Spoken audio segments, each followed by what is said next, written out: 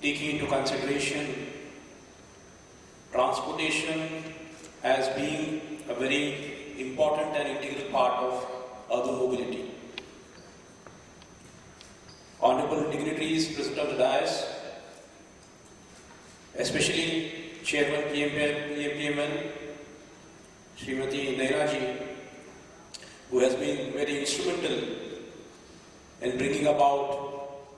a prominent, necessary change in the public transportation sphere in Pune. A long neglected aspect which has led to almost an equalization of the urban population of Pune, which is close to 40 lakh, and the total registered vehicles within the city almost touching 40 lakhs. So almost we can see that each one of us has a vehicle to account for in the city of Pune. The 10 years pollution parameters pertaining to various categories show, as well as the traffic menace that one and all experiences and who have been acquainted with the city of Pune can understand. And if this environment has to change, a lot of things have to be achieved in the coming years. And it does not only start from the various stakeholders who are there in the city, be it the municipal corporations of Pune and Pimpri-Chinchwad, the newly formed PMRDA, the existing cantonment boards, the municipal transportation being provided by the PMPML for the whole region, a new entity in form of the Pune Metro, technological impetus to be coming in from the smart cities of Pune and Pimpri-Chinchwad, and the regulatory mechanism to be provided by the Pune Traffic Police and the Pune Police per se. So here we see that a lot of integration of various stakeholders who are involved in catering to urban mobility have to integrate, converge, and ensure that steps are taken in the right direction to ensure that Pune does not lead or move towards the direction of what we see in Bangalore. We don't become late in addressing most of the problems that we can see and envision will be for us. And we can see that positive and concrete steps are being taken by one and all in this whole sphere. Here, I stand to talk about a few of the steps taken by the Pune Smart City in association with the various stakeholders who are part of our board of directors here in understanding the urban mobility per se. To start with, the urban comprehensive mobility plan, to understand what the city stands for and what should be the direction, has already been undertaken, and since long back, 2007-2008, the city of Pune, recently PMRDA and the Metro have undertaken various plans and studies for the city of Pune, which has been the guiding force for most of the interventions that we are taking. But while doing so, we also try to bring in much more localized urban plans and designs that were adopted by the municipal corporation when we went in for urban street redesigning or non-motorable transporting form of cycle plans and others. An intention that we go for much more greener kind of adoption of vehicles, be it in CNG or e-buses, was something which was adopted by the city councillors at large. The first set of interventions started happening in the physical infrastructure sphere, where we see that most of the roads that are available for our mobility within the city are those which are developed through the development plans that have been planned by the corporations. Incorporating this, adapting and ensuring that all these roads are set up and developed in the proper way was a challenge in itself. The city of Pune itself has about 1,700 kilometers of development plan roads which exist on paper, but the city has been able to develop only 1,400 of them. There's still a shortfall of about 300 odd kilometers of roads that are yet to develop to integrate, correlate and everything. There are challenges of new land acquisition, the rates, cost, as well as the budgetary allocations that is to be allotted in this new greenfield and outskirts of areas which are to be connected and interlinked. But while doing so, there was an adoption of smart streets that came up in this whole activity, When we talk about smart streets, we're talking about the development of roads which happen where it is not just laying of road which becomes important, but integrating and putting a lot of different elements of roads design into the whole element. Each of these smart streets are here which we ensure that there are more than 9 different utilities, be it wet, dry, those required by various government as well as private entities, which are put below the road, taking into consideration the need of almost next 40 to 50 years, so that once the road is laid, it does not dig up, it does not get digged again for at least next 10, 15, 20 years. But while doing so, once we reach the surface, the road gets redesigned and allotted as per the road width norms existing as per the IRC, the Indian Road Congress, as well as the urban street guidelines that have been adopted by the Pune Municipal Corporation, which ensures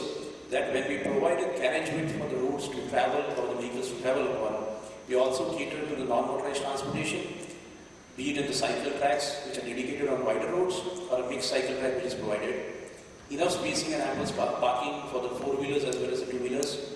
There is space for pedestrians to walk about, good urban street furniture is available, proper street lighting and other things have been provided, and the urban street speaks to the vicinity and the surrounding as to what is the utilization of that particular road. So the road defines and talks with the border. If it is a commercial street, it is a street which has a boundary wall, there's a garden in and everything, so each tries to talk and integrate with the system which is there. And this whole thing is what we talk about the urban smart streets. Again, while doing so, an inclusiveness of having the streets at a proper level where it becomes much more mobile for mobility of the physically challenged and others, and having a proper signal and pedestrian movement, that is which is focused upon. The other element was about junction redesign. Already existing streets and junctions where we see that traffic converge and move about is where independent studies of these junctions were undertaken as per the peak, non-peak hours and what is the mobility in which direction, based on which the island and junction got redesigned to ensure that within the small span of time, the stoppage time and mobility of the traffic can happen very smoothly and easily. The smart street furniture is where we talk about introduction of elements of street furniture like the smart bus stop, accessibility, road signages, directions, easy finding maps, charging infrastructure on streets, public toilets and others, which also become an integral part as within the city of street furniture. Another element which gets neglected on the long way was the encroachments. Encroachment in form of temporary vendors, permanent structures, inclusive parking, where a survey of these elements, rehabilitation of these elements, ensuring there's a smooth flow and removal of black spots becomes essential and necessary, is what the corporation as well as the Pune police is doing. Then another important phase is the transit hub, where we see that two modes of transportation come together. We ensure that there's space enough for all of them. There's a transit hub with the metro, state transportation, the municipal transport, bus stop and everything which is happening at this market. Under the smart city, an old, desolate, unused space that was the old Chakat Naka, where Octroi was created by the city of Pune and the land was almost in disuse, is being utilized today as a parking lot as well as a bus bay by the PMPM. Converting it into a much more utilizable transit hub, because we are expecting the new metro, the third metro route from the Hinjewadi to Shivaji Nagar moving through this place, the highway which is adjacent to it, and it becomes a good enough multimodal transportation transit hub where a person can move from the metro into a bus, into a private car or a taxi, an auto and everything, and a hub for that is created, which ensures that mobility towards public transportation or from one medium to another becomes much more easy. After the physical infrastructural interventions, we can just have a glance of the technological interventions that are necessary to integrate and introduce new kinds of interventions. The ITMS is already functional in the first phase of PMPML, where almost 2,000 odd buses have been put on vehicle traffic system, and there's a command and control center which is already existing. The ITMS 2, which will integrate the fare collection and bring in HR and accounting policy and management, is something which is planned for and which we see will come and become helpful in the coming years. The second intervention is the adaptive traffic management system, where each of these junctions, we're talking about 280 odd junctions in the city of Pune, where adaptive traffic in form of cameras, radars and sensors is utilized. So the amount of traffic stoppage in each of these junctions is calculated, analyzed, talked with the command and control center, and to ensure that minimum stoppage time and average speed increase in the city is something that we are looking at. The tenders for the same is already on. Then we talk about the vehicle that are belonging to the government, besides the PMPML, which is already under ITMS, a vehicle tracking system on all government vehicles, be it the Pune Municipal Corporation's solid waste or other vehicles and other government vehicles, which gives a tap and good enough data as to the mobility and the flow of traffic. Today, where we have to rely on things like Google or TomTom, we can have our own system of data collection and compilation as to mobility. Is something which is already started. The next intervention is about the CCTV cameras and red light violation detection. So safety and surveillance becomes an integral important part. The Home Ministry, Government of Maharashtra, along with the Pune Police, have already having close to 1,400 cameras at 380 locations. But in addition to that, about 400 odd cameras are being added from the Pune Smart City side, as well as there is an integration from the Pune Municipal Corporation side. We will be adding close to 800 more cameras. So there's good enough data that flows into the system about the surveillance system, and where a fear and a system of the red light violation detection, where with available manpower and increased traffic, nuisance or menace pertaining to violations can be reduced, is something that is looked at. All these systems are getting integrated into the integrated command and control center, which has been already set up by the Pune Smart City, where streams of data flows in. And this data is available real time onto the streets, where we have almost 160 odd variable message display boards posted all over the city. It gives real time data pertaining to the time that is required from that particular point to reach to the railway station or the airport or the bus stop. Besides that, data pertaining to any outburst of any disaster, be it like the flood menace that we had recently, is displayed on these boards beside the social messaging that happens. We also have a public addressing system which is located at almost 135 different locations, which each of them can be independently controlled and can be assessed and utilized by the Pune Traffic and the Pune Police Department, also the Disaster Management Cell. The One City One card, which is already started with the Me card by the PMPML, is something that will gradually integrate with the metro and the other last mile connectivity systems which are there. It will also be gradually converted with the national card of urban mobility for the whole country,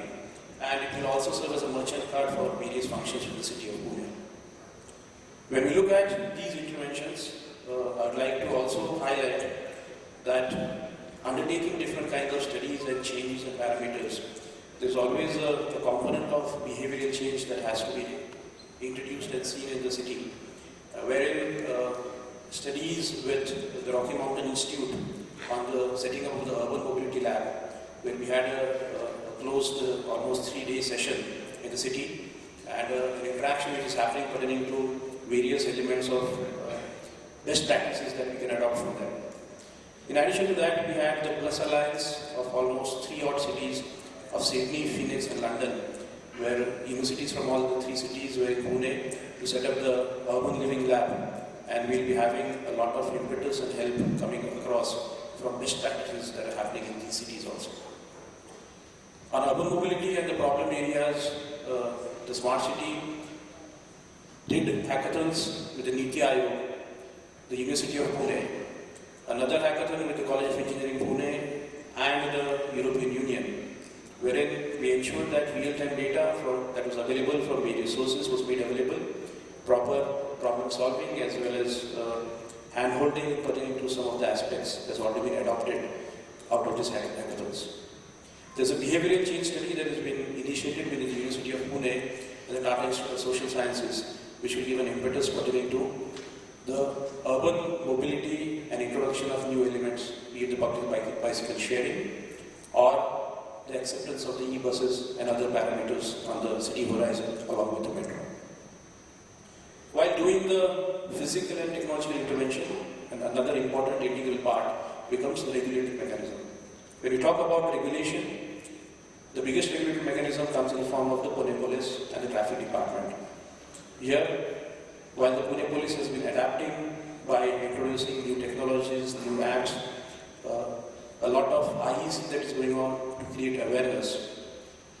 However, with that, since the CCTVs are already helping, the Pune Traffic Police has been helped by providing almost 80 new bikes. There are the smart mobiles that we call them, which will be having a CCTV camera fit on the bike as well as the helmet of the police, so he can collect a lot of data and information while he's mobile on the street, as well as there is a connectivity which is directly established with the command and control center. So the police does not have to wait at the junction per se, but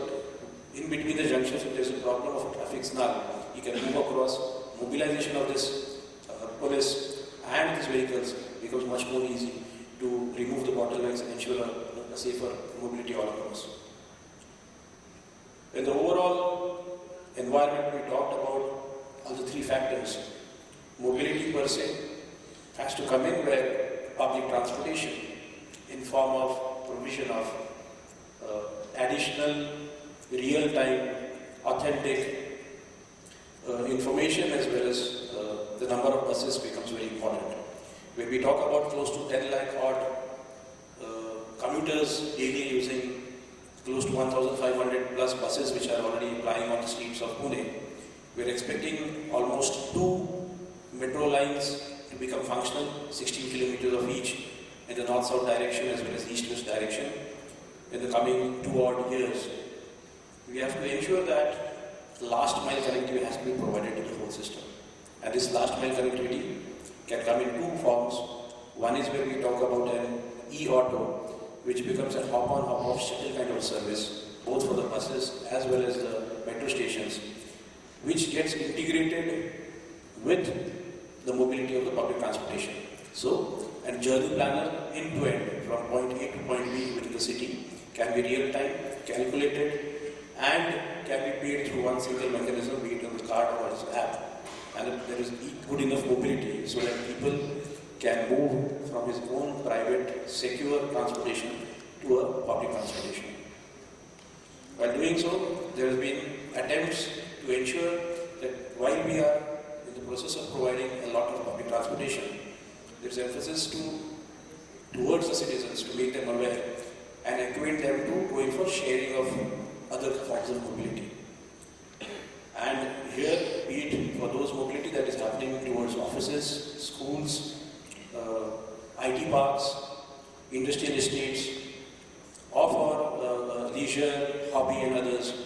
come together, congregate in form of apps that already exist, as well as institutions and service providers who get integrated with the system. In the adoption of new technology, while we ourselves are adopting e-buses and others, there is an acceptance of a lot of e-cars as well as e-bikes that has been adopted by the citizens at large.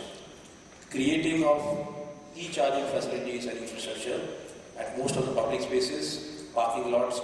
as well as into private parking spaces like malls, cinema halls, hotels and others, is something which has been envisaged and as a policy formulation with the Pune Municipal Corporation all the way. So there are steps which we are taking to become ready for the future integration of all these things. And while doing so, we talk about multimodal integration, not just with the system within the city, but a multimodal integration with the transportation that has to happen intra-city. So linking up this whole transportation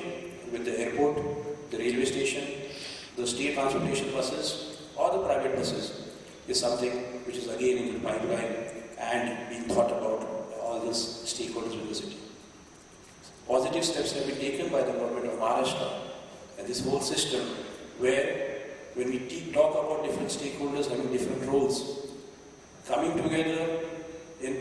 the same city for the citizens at large, and integrated system should exist wherein the formation of UMTA has already taken place. So the Urban Metropolitan Transport Authority had its first meeting 2 months back where all the stakeholders with a lot of other entities were called in, and we see that there are prospective good days ahead in the sphere of public transportation, mobility for the city of Pune to move towards a much more smarter future. Thanks a lot.